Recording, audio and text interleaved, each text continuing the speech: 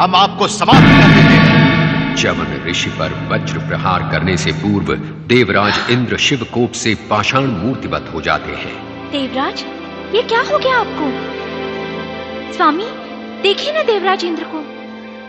ये भगवान भोलेनाथ की पूजा में बाधा डालने का परिणाम है देवी।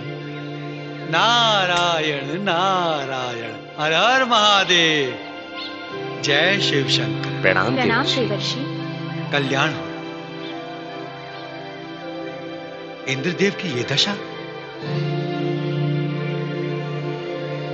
च्यवन ऋषि, भगवान भोलेनाथ से प्रार्थना कीजिए कि वे इंद्रदेव के अपराध को क्षमा कर दें।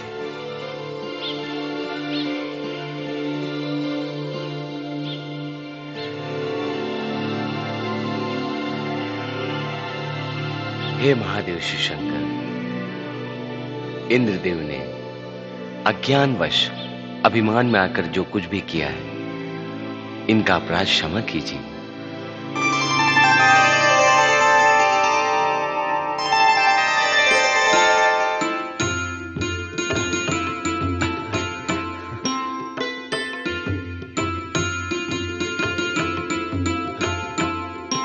ऋषिवर। नहीं इंद्रदेव। महादेव शिव शंकर, ऋषि आराधना में बाधा डालकर जो मैंने अपराध किया है, इस अपराध को क्षमा कीजिए। मैं अश्विनी कुमारों को यज्ञ भाग अवश्य प्रदान करूंगा। जय शिव शंकर, जय भोलेनाथ। च्यवन ऋषि, देवी सुकन्या, आप दोनों धन्य हैं। प्रणाम देवर्षि। आयुष्मान भव। प्रणाम ऋषिवर। प्रणाम देवी। अश्विनी कुमारों, च्यवन ऋषि ने आपके उपकार का ऋण चुकाकर अपने कर्तव्य का पालन किया है। इनकी शिव आराधना से आपकी कामना पूर्ण हुई। देवर्षि। हाँ अश्विनी कुमारों, इंद्रदेव ने आपको यज्ञ भाग देना स्वीकार कर लिया है। अब आप अपने अधिकारों से वंचित नहीं रहेंगे। हाँ अश्विनी कुमारों, आपको यज्ञ भाग न देकर मैंने आपके प्रति अन्याय किया है। मैं इस अन्याय का परिमार्जन करता हूं। आपको देवताओं द्वारा किए गए हर यज्ञ में अपना यज्ञ भाग अवश्य प्राप्त होगा। धन्य हैं आप देवराज। अश्विनी कुमारों, इंद्रदेव के साथ साथ च्यवन ऋषि भी धन्यवाद के पात्र हैं। नहीं मुनिवर, इनका ऋण तो मैं कभी नहीं चुका सकता। ये स्वयं ही धन्यवाद के पात्र हैं। नारायण नारायण, जय शिव शंकर। धन्यवाद के पात्र तो स्वयं भगवान भोलेनाथ हैं। च्यवन ऋषि की आराधना से पूजित ये शिवलिंग च्यवनेश्वर शिवलिंग के रूप में प्रसिद्ध होगा। बोलो भगवान च्यवनेश्वर शिव शंकर की जय। भगवान शिव शंकर की जय। देवर्षि नारद के मुख से च्यवन सुकन्या की कथा सुनकर देवी पार्वती शिव कृपा के प्रति आश्वस्त हो जाती है। गणेश की सफलता पर उन्हें कोई संदेह नहीं रहता। देवी, मुझे एक चिंता हो रही है। कैसी चिंता? ऋषि आश्रम में कंदमूल के अतिरिक्त और कुछ मिलता ही नहीं। हमारे गणेश मोदक मिष्ठान मावा जब तक खाते नहीं तब तक उनका पेट ही नहीं भरता। यदि मोदक मिष्ठान ना मिले तो वो मीठे फल खा लेगा। इसमें चिंता कैसी? जया, विजया,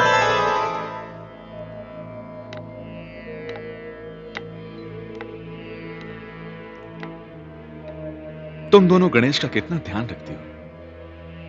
वो परोपकार के लिए क्या है?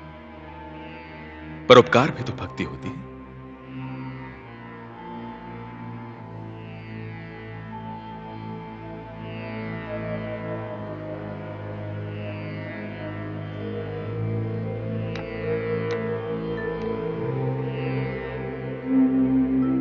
किंतु स्वामी, आपकी लीला में लीन रहने वाले संत भक्तों के जीवन में बाधाएं क्यों आती हैं?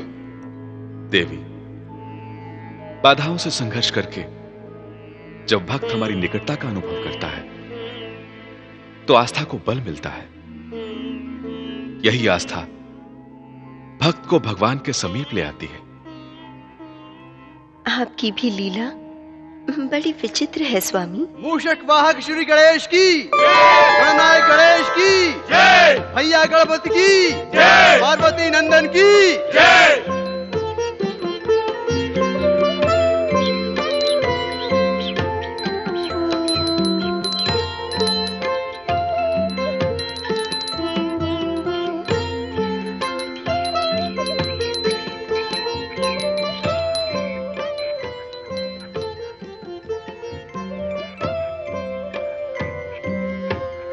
प्रणाम माते। प्रणाम पूज्य।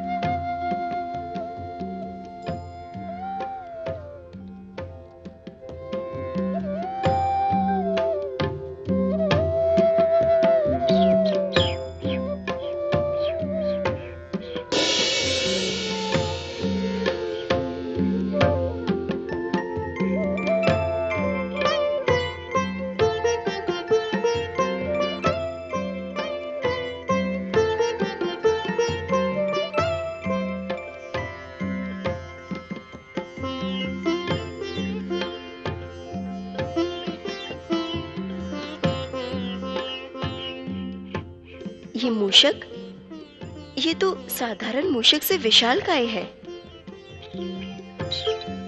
माता, ये जितना विशाल है उतने ही इसके कर्म दुष्ट हैं। तब तो ये दंड पाने योग्य है।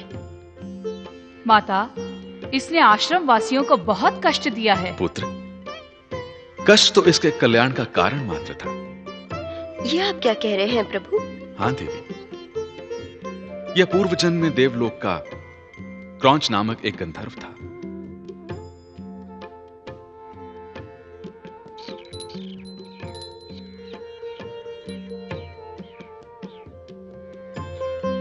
क्रौंच? हाँ देवी, देव सभा में वामदेव का अपमान करने के कारण इसे शापित होकर मूषक योनि में पृथ्वी पर आना पड़ा। क्यों क्रौंच, यही सत्य है ना? हाँ महादेव, यही सत्य है। आज आपके दर्शन पाकर मैं धन्य हो गया।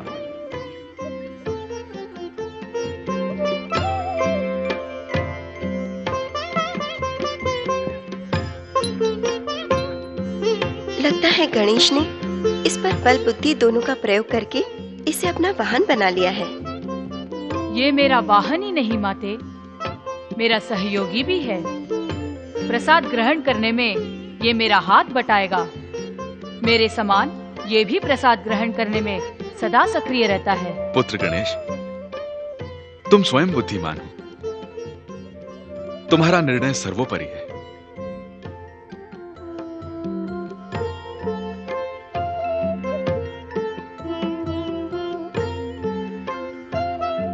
पुत्र, तुम्हारी सफलता तथा बुद्धि देखकर मेरा मन आनंद विभोर हो गया है। परंतु क्या माते? पुत्र गणेश, तुम्हारे बड़े भाई कार्तिकेय का स्मरण होते ही इनका मन विह्वल हो जाता है। हाँ पुत्र, जब से कार्तिकेय गया है लौट कर नहीं आया। इसमें चिंता की क्या बात है माता? भैया को मैं ले आऊंगा। वो इतनी सरलता से आने वाला नहीं है पुत्र। माता पिता का स्नेह तथा भाई का प्रेम कार्तिकेय भैया को अवश्य खींच लाएगा। मुझे उनके पास जाने की आज्ञा दीजिए। अवश्य गणेश, तुम्हारी मनोकामना पूर्ण हो। जाओ।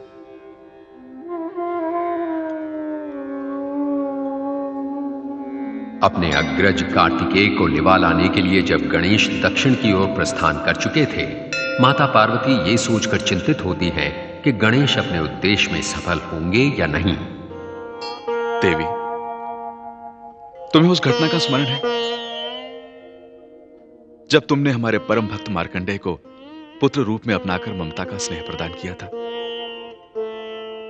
तथा उसे ब्रह्म विद्या सिद्ध होने का वरदान तथा शकुनी होने का आशीर्वाद दिया था? उस अविस्मरणीय घटना को भला मैं कैसे भूल सकती हूँ स्वामी। उसने महान मार्कंडेय पुराण की रचना भी की थी तथा परंतु संभवतः तुम ये नहीं जानती देवी कि मार्कंडेय अल्पायु था। मार्कंडेय अल्पायु था? आपका महान भक्त अल्पायु कैसे हो सकता है स्वामी? यह रहस्य हमारे अतिरिक्त केवल देवर्षि नारद को ही ज्ञात था। भजमन नारायण नारायण नारायण, श्रीमन नारायण नारायण।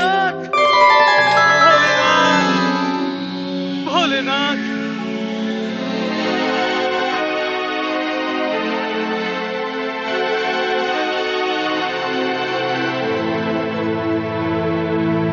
शिव शंकर, अब मुझे ये जीवन नहीं चाहिए।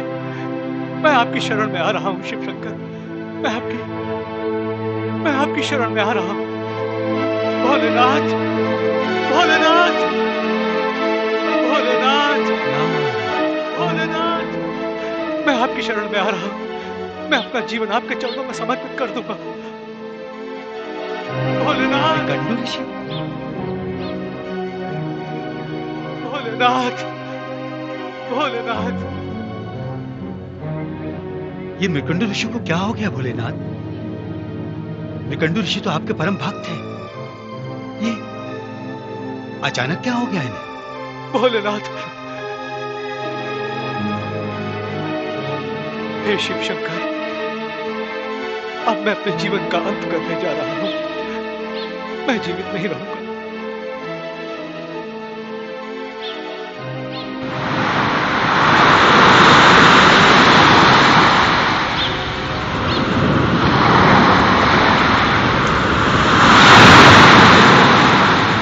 हे शिव शंकर, मैं अपने जीवन का अंत करने जा रहा हूं। अब मैं जीवित नहीं रहूंगा। नारायण शिव शिव शिव शिव शिव शिव, ये क्या अनर्थ करने जा रहे हैं आप? आप तो शास्त्रों के ज्ञाता तथा परम शिव भक्त हैं। आप नहीं जानते कि आत्महत्या पाप है? मुझे न रोकिए देवर्षि। उस दृश्य की कल्पना करते ही मेरा मन सिहर उठता है। किस दृश्य की कल्पना की बात कर रहे हैं आप ऋषिवर? जब 16 वर्ष पूर्ण होते ही मेरा पुत्र मार्कंडेय मुझे रोता बिलखता छोड़कर यमलोक चला जाएगा। नारायण नारायण, मार्कंडेय यमलोक चला जाएगा? किस कारण? ऐसा कौन सा अपराध किया है उसने? अपराध तो मेरा है देवर्षि। पुत्र प्राप्ति की लालसा से मैंने ही उसकी मृत्यु स्वीकार की है। मैंने अल्पायु पुत्र स्वीकार किया देवर्षि। आपकी बातें मेरी उलझन और बढ़ा रही हैं ऋषिवर। कृपया स्पष्ट बताइए कि ज्ञान ध्यान भक्ति भाव छोड़कर आपने भावावेश में आत्महत्या करने का निर्णय क्यों लिया? आप तो भली भांति जानते हैं देवर्षि, यदि पुत्र ना हो तो पिता तथा पूर्वजों के समस्त पुण्य क्षीण हो जाते हैं।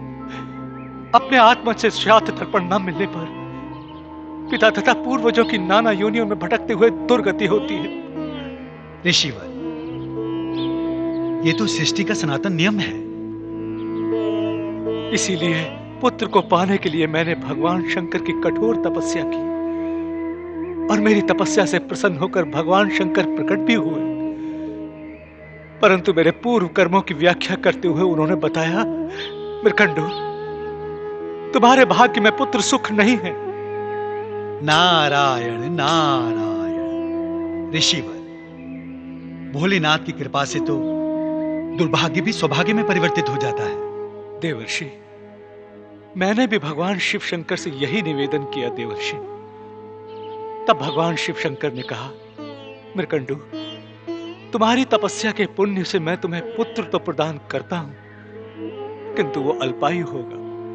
16 वर्ष से अधिक वो जीवित नहीं रहेगा। तो अब 16 वर्ष पूर्ण होने जा रहे हैं। नारायण नारायण, अब ज्ञात हुआ आपकी आत्महत्या करने का कारण। ऋषिवर, क्या आपने मार्कंडे को बात बता दी? नहीं देवर्षि, आप ही सोचिए, क्या एक पिता अपने पुत्र को यह कह सकता है कि उसके पिता की आंखों के सामने ही वो मृत्यु को प्राप्त होगा? इससे तो यही अच्छा है कि वो स्वयं अपना जीवन समाप्त कर दे।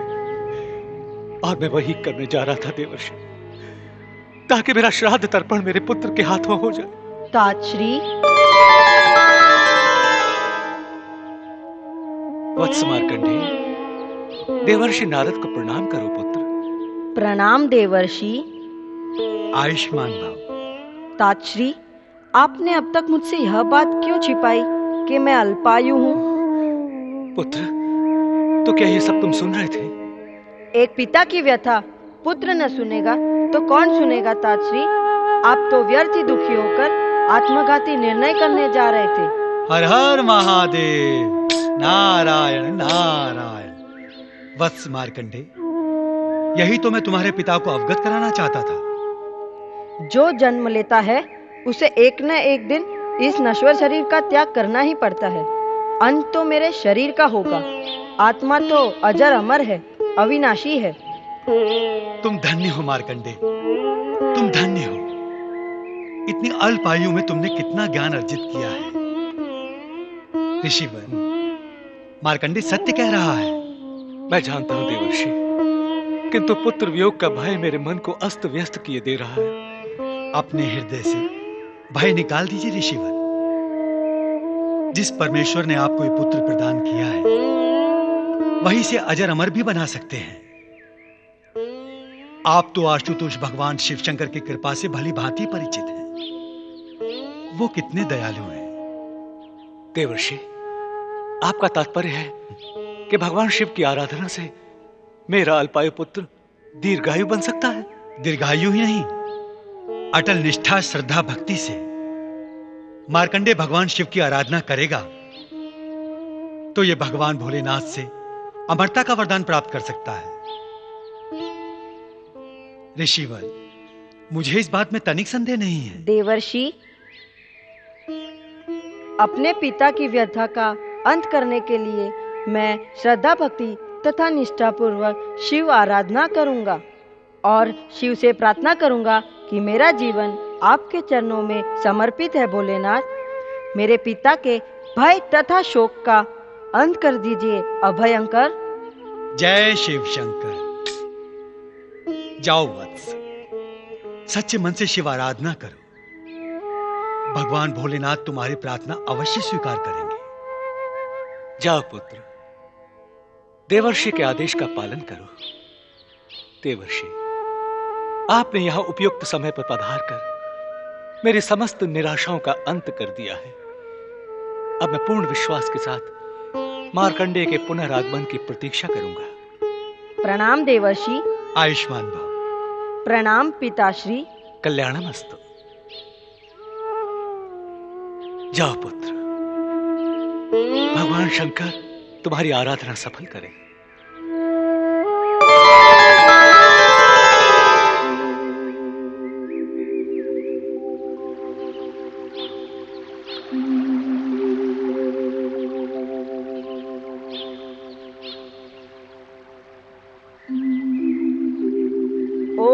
नमः शिवाय।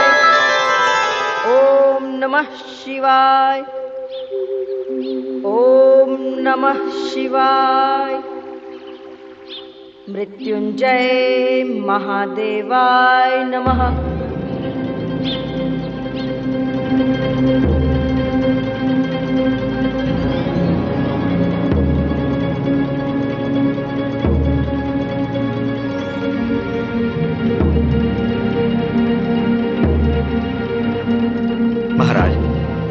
मृकंडू के पुत्र मार्कंडेय की 16 वर्ष की आयु पूर्ण होने में अब कुछ ही समय शेष रह गया है।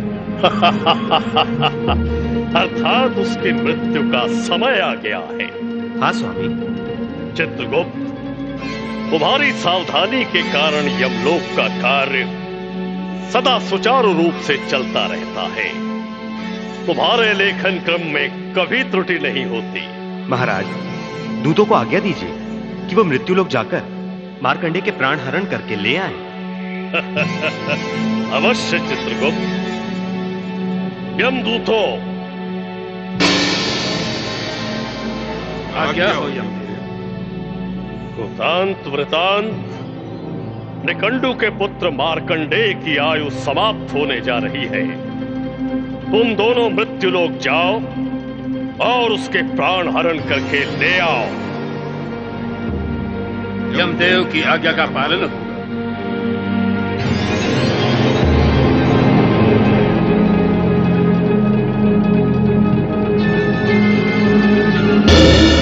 जय महादेवाय नमः। अभयंकर शिव शंकराय नमः। ओम नमः शिवाय। ओम नमः शंकराय। मृत्युंजय महादेवाय नमः। अभयंकर शिव शंकराय नमः। ओम नमः शिवाय। ओम नमः शंकराय। जय महादेवाय नमः। अभयं शंकराय नमः। ओम नमः शिवाय। ओम नमः शंकराय। अब क्या होगा? इसके प्राण हरण का प्रयास विफल हो गया। मार्कंडे के मृत्यु का क्षण भी समाप्त होता जा रहा है। हमें यमदेव की आज्ञा का पालन करना होगा। यदि विलंब हो गया तो हम अपराधी माने जाएंगे। जय महादेवाय नमः। मार्कंडे की शिव भक्ति भी चमत्कारी प्रतीत हो रही है। हम प्राण हरण के प्रयास में सफल हो पाएंगे? आप इस चमत्कार से भयभीत क्यों हो रहे हैं? चलो हम पुनः प्रयास करते हैं।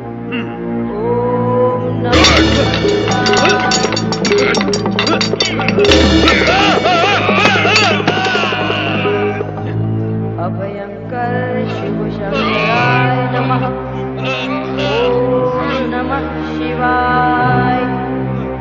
ओम नमः शंकराय।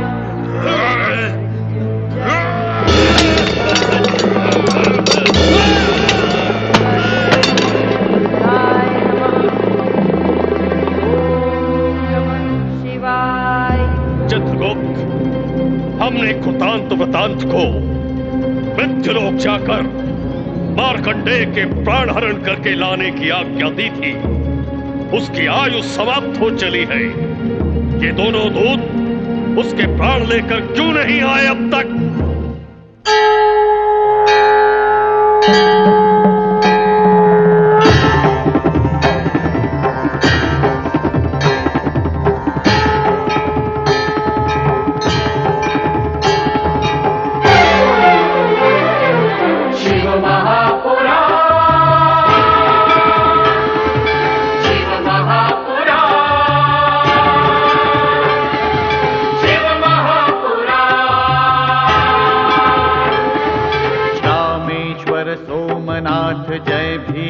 शंकर महाकाल वैद्यनाथ जय केदारेश्वर। रामेश्वर सोमनाथ जय भीमा शंकर महाकाल वैद्यनाथ जय केदारेश्वर। नाथों के नाथ की भोले विश्वनाथ की महिमा का गा